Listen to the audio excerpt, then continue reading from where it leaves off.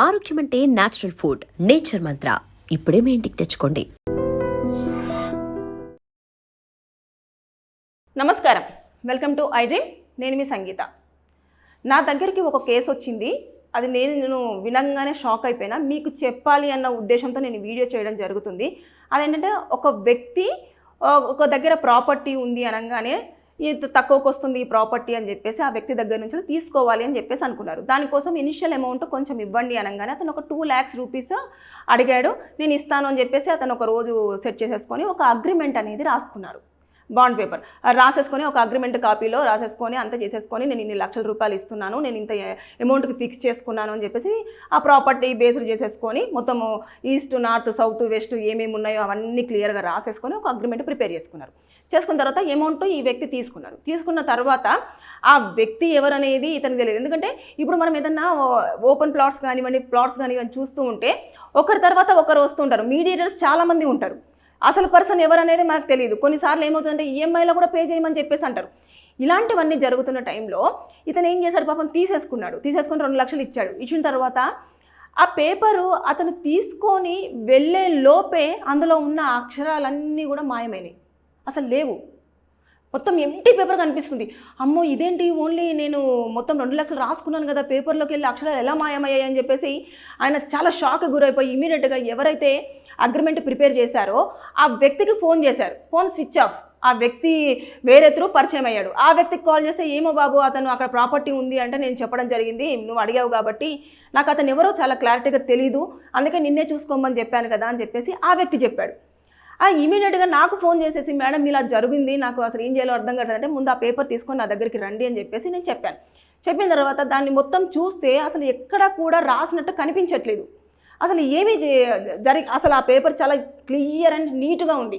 అయితే ఇంకా మేము కొన్ని కేసుల కోసము ప్రైవేట్గా ఫోరెన్సిక్ వాళ్ళని మేము అప్రోచ్ అవుతాము. వాళ్ళకు దగ్గర నుంచి కొన్ని రిపోర్ట్స్ మేము తీసుకుంటూ ఉంటాం. అలా నేను ఈ పేపర్ని వాళ్ళకి పంపించేసి అసలు చూడండి అని చెప్పేసి అంటే వాళ్ళు ఒక మొత్తం ఎంక్వైరీ చేసి దీని మీద ఆల్రెడీ రాశారు, బట్ కొన్ని టైమ్స్ తర్వాత అది డిసపియర్ అయిపోవడం జరిగింది అని చెప్పేసి వాళ్ళు ఒక రిపోర్ట్ ఇచ్చారు.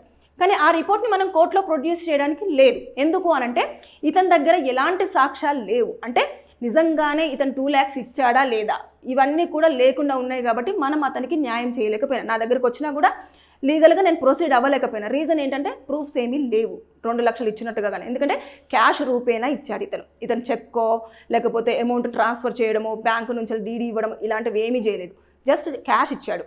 అందుకోసం అని చెప్పేసి ఇక్కడ అతనికి న్యాయం జరగలేకపోయింది. ఇలాంటి మ్యాజిక్ పెన్స్ అనేవి మార్కెట్లో ఎక్కువగా వచ్చాయి. ఇలాంటి మోసం జరుగుతుంది కాబట్టి నేను ఈ వీడియోలో మీకు ఈ ఇన్ఫర్మేషన్ ఇవ్వాలి అనుకున్నాను. ఒకవేళ మీరు గనక ఏమైనా ఇంపార్టెంట్ ఇలాంటి అగ్రిమెంట్స్ కానివ్వండి, లేదు డబ్బులు ఇస్తున్నప్పుడు చెక్కులు తీసుకుంటున్నా కానివ్వండి, ఇలాంటి మోసాలు జరగకుండా ఉండాలంటే బెటర్ మీ దగ్గర పెన్ ఏదైనా ఉంటే అది వాళ్ళకి ఇచ్చి ఆ పెన్నుతోటే అగ్రిమెంట్ రాపించుకోండి. దాంతోపాటు అదే పెన్తో మీరు ఒకవేళ చెక్ అంటే చెక్ మీద కూడా సిగ్నేచర్ చేపించేసుకోండి. ప్రామిసరీ నోట్ అయినా, చెక్ అయినా, డీడీ అయినా ఏదైనా సరే మీ పెన్తో యూజ్ చేసేలాగా ప్రయత్నం చేయండి. ఒకవేళ వాళ్ళ పెన్ను యూజ్ చేసినా కూడా మీరు చేయాల్సింది ఏంటంటే ఫస్ట్ ఆ డాక్యుమెంట్ మీ చేతికి రాగానే ఇమీడియట్గా ఫోటో తీసుకోండి. తర్వాత నెక్స్ట్ దాన్ని జిరాక్స్ షాప్కి వెళ్ళేసి వెంటనే జిరాక్స్ తీసుకోండి పక్కనే తొందరగా. తీసుకున్న తర్వాత నెక్స్ట్ ఎవరో ఒక ఇద్దరిని మీ వెంట తీసుకెళ్ళేసి మేము అగ్రిమెంట్ చేసుకుంటున్నాము అని చెప్పేసి అన్నట్టుగా మీరు వాళ్ళైతే మ్యాజిక్ పెన్తో రాస్తారు, మ్యాజిక్ పెన్తోనే సిగ్నేచర్ చేస్తారు. కానీ ఇప్పుడు మీతో వచ్చిన వాళ్ళైతే బాల్ పెన్సో లేకపోతే వాళ్ళ పెన్స్ యూజ్ చేస్తారు కాబట్టి ఆ పెన్తో సిగ్నేచర్ చేస్తారనుకో, ఒకవేళ అవి కనుక అలాగే ఉండిపోయినా మనకు అది ఎవిడెన్స్గా పనికొస్తుంది. లేదు వాళ్ళు కూడా అదే పెన్తో యూజ్ చేసినా కూడా వాళ్ళు అక్కడ ఉన్నారు కాబట్టి మేము వెళ్ళామని చెప్పేసి వాళ్ళు మనకు సాక్షులుగా పనికొచ్చే అవకాశం ఉంటుంది. కాబట్టి ఇక్కడ ఇలాంటి మోసాలు కూడా చేస్తున్నారు. అతను అనవసరంగా 2 lakhs రూపీస్ పోగొట్టుకోవడం జరిగింది. ప్రాపర్టీ రాలేదు, ఆ పర్సన్ ఎవరో తెలియదు, ఇలాంటివి. కాబట్టి మీరు ఎప్పుడైనా సరే ఇలాంటి జాగ్రత్తలు తీసుకుంటే మీకు లీగల్గా న్యాయం జరిగే అవకాశం ఉంటుంది.